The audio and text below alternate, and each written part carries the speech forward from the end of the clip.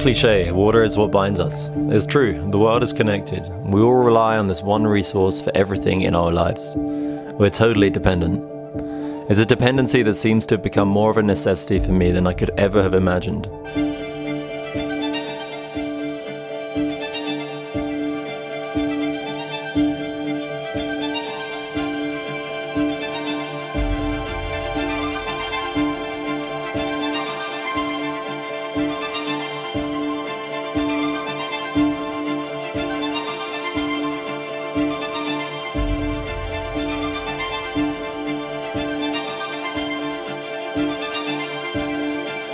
Since I can remember, I was surrounded by the ocean, the waves.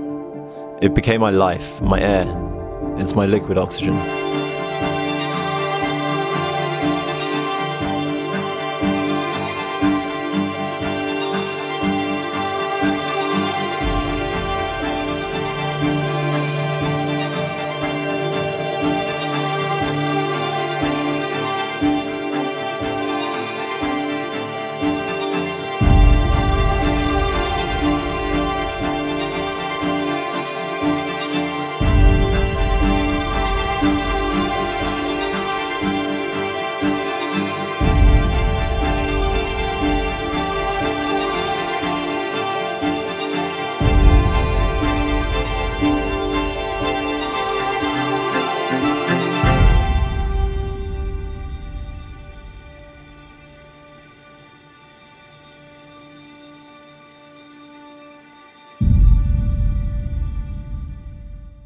It's when you feel so connected to something that the fear of losing it becomes more overwhelming than ever. This became a stark reality for me 1 year ago.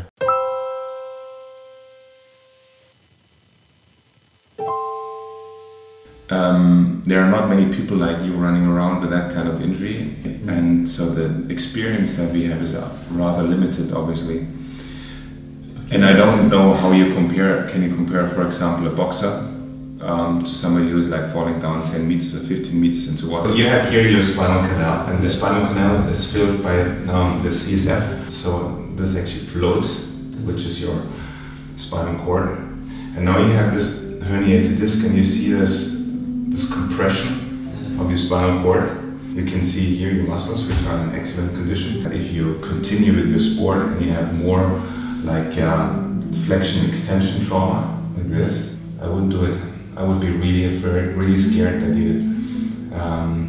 What could be the consequences? Basically, tetraplegia. If you get that in the water, you can't move anymore, you just drown. That is not an option. I find myself asking perhaps one of the most easiest questions I can answer. How did it get this far?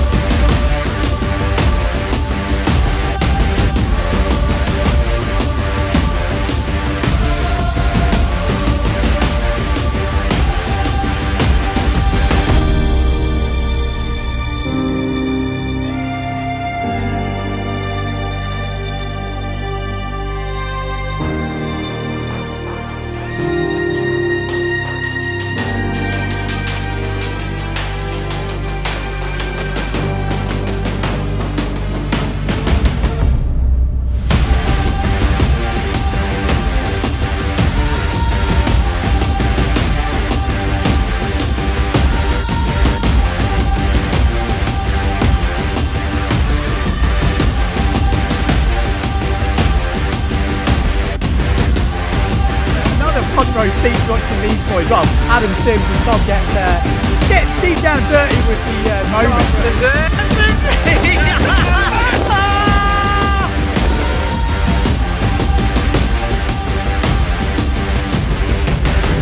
Your case with your kind of high-level activity, high-impact sport, we need to recommend surgery, definitely. And 2 hours before surgery. The surgical goal would be to remove this part here. I I feel great. I haven't eaten all day. Because I can't eat, I can't take ibuprofen, so my neck and my arm is in agony. Are you angry? Angry? No. Yeah. So he really will not have this pizza. We make a cut here in the front, and we need to go to the cervical spine. So basically we make a little incision, and as soon as we open it up and cut through the first muscle layer, we actually go down with the finger, and we can actually palpate down to the cervical spine and use then retractors and expose the cervical spine in the front. You just feel your way in. Absolutely, you take your finger and you feel the way in. I would not think that this is going to dislodge. I mean, you will probably get around being fine and continue your sport if you give it sufficient time to actually to heal. And so I definitely recommend to you that you shouldn't do that kind of activity for at least 3 months. The hardest part is not to do too much too soon. When you have time off like that, you reflect not only on what just happened, but where does it go from here? When you're told you're 1 millimeter away from losing the ability to walk, do you continue to follow the flow of the tide, ride the waves you have built, or do you let yourself slip off and create new opportunities in an unfamiliar world? I found myself developing my passion to film into a career. I could never imagine it would lead to where I am now.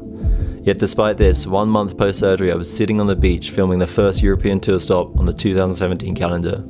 Watching all these guys, friends of mine, totally ripping in the most unreal conditions. I straight away knew I had to get back to this. Giving up, it was not an option. At what point are you fit to return to a sport where no one knows the forces put on the body? Where there is no scientist, no doctor, no physiotherapist to tell you it's too early.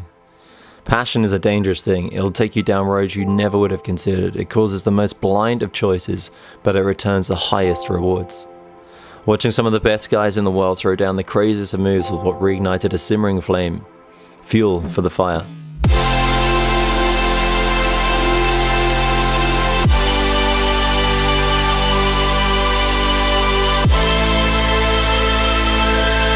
This was too soon. These 5 runs were my first session back. I couldn't resist. The wind, the ramps, the water temperature, the air temperature, even the colours of the turquoise sea and the flying sand pulled me back in. But that moment right there, that catapult, my neck buckled like some kind of elbow joint. The skin folded on the back of my neck. A heart-stopping moment. It was too soon. 2 more weeks of watching, filming and physio followed. In the meantime, I saw an all-time swell creeping in on the forecast, almost unheard of at this time of the year. It was a sign of things to come as Western Europe just kept on giving and giving. It was the best year in a decade, and I was supposed to hold back. The trouble is, I just couldn't resist.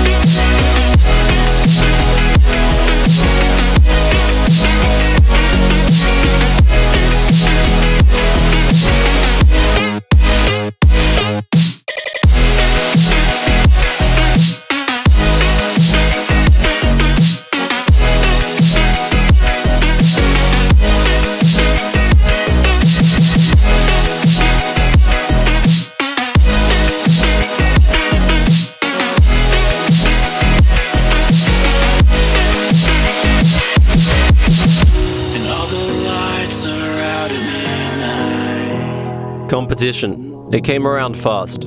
All the pros were in town and the level looked super high. Being in two minds whether to even enter was not a good way to start. But you only get one chance, and I felt good. I put in a quick flight to Munich to double check with the surgeon, and then it was straight back and into the event. Windsurfing has never really had that support. It's never really had that structure.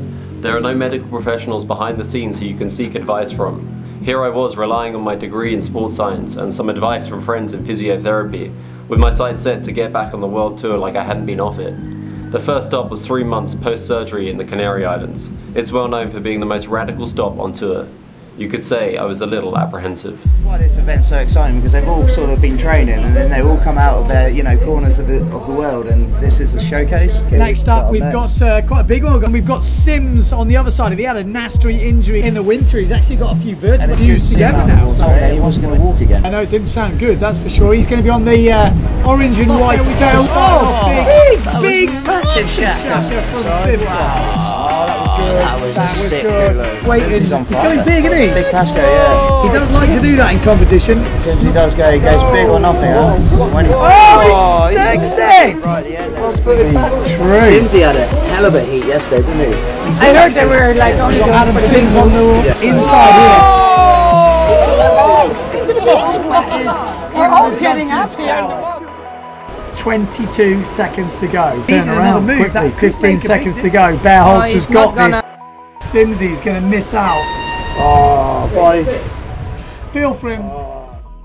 It was all too much too soon. I didn't perform how I wanted. I had this reminiscing feeling hanging over me, reminding me, plaguing me, a curse of putting it together on the world tour. I found myself reflecting on a morning session I'd had 1 year before. It was quite possibly the perfect session. A session that came up again and again in my mind when I needed to seek inspiration.